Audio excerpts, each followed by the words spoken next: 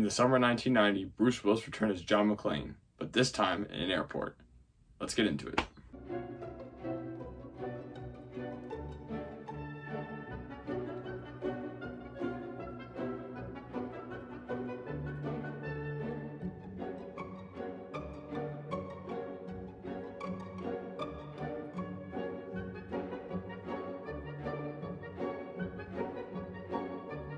Hi, my name is Scott, and I talk movies. Today, we're talking about the 1990 sequel to Die Hard, Die Hard 2, which is also known as Die Hard 2, Die Harder. It's really weird. So most people call it Die Hard 2, including myself, but some people call it Die Hard 2, Die Harder, and I think they mostly got that idea from this VHS I have here, because as you can see, it says Die Hard 2, Die Harder. Anyways, this movie was made in 1990 and sees the return of Bruce Willis as John McClane in Washington Dulles Airport, waiting for his wife to fly in on Christmas Eve. But with John McClane's luck, the airport communication systems gets hijacked by terrorists. The terrorists are led by Colonel William Stewart, played by William Sadler, who are taking over the airport until South American drug lord General Raymond Esperanza, who's being transported to an American prison, is freed. This movie was released on the 4th of July of 1990 and managed to make $240 million in the box office and was the second highest grossing summer 1990 movie, but was beaten by Pretty Woman. So apparently people would have rather seen a Julia Roberts rom-com instead of seeing John McClane kicking ass in an airport.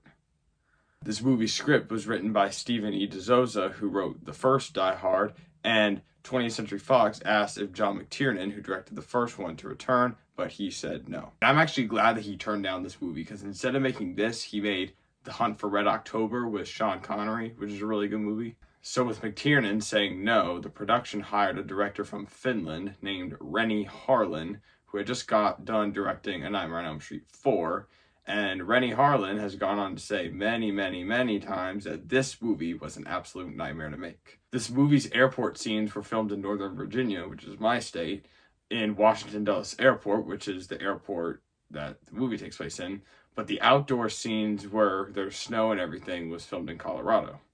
Getting into the positives. This movie's nowhere near as good as the first one, but it's a damn good action movie with good action set pieces and good action sequences. Another thing that I love, and while this idea is extinct because of the terrible things that happened in 9/11, the idea of terrorists taking over an airport as an action movie plot is just spectacular. And of course, John McClane is fun in this movie, kicking ass. Yippee-ki-yay, motherfucker.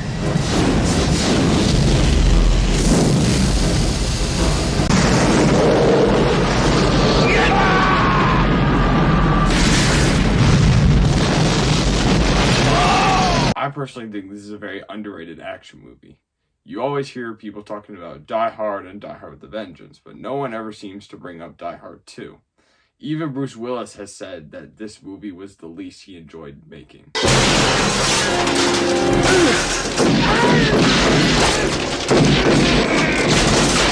I think what pisses people off the most about this movie is how it tries too hard to be like the first one. And that leads me to my negatives. I have quite a few nitpicks with this movie. First of all, as I've already said, it tries way too hard to be like the first one. Mostly with the whole Christmas Eve thing. This movie did not have to take place on Christmas Eve. It could have just taken place on any random summer day. And so you're telling me this drug lord Esperanza is being transferred to another prison on Christmas Eve? It's just stupid things like that. And the whole Major Grant working with Colonel Stewart and Esperanza subplot just wasn't needed. And oh my God, why did we have to bring Richard Thornburg back? Like, his character was not needed at all. Those are my main problems with the movie. A fun bonus fact is that a young John Leguizamo played a terrorist named Burke, who gets shot in the back multiple times by McClane in the snowmobile action sequence.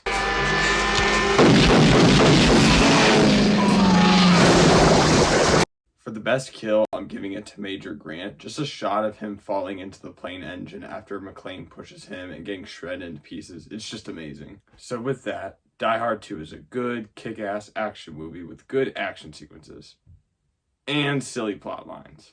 So with that, I give it an 8 out of 10 and 4 stars on Letterboxd. Well, that was my look into Die Hard 2. It's not as good as the first one, of course, nor is it as good as Die Hard with a Vengeance, but it's still a fun, action-packed movie with a lot of gunshots and explosions, and good performances by Bruce Willis. And I mean a lot of explosions, like 4 planes explode in this movie. Anyways, I'm Scott, and I talk movies.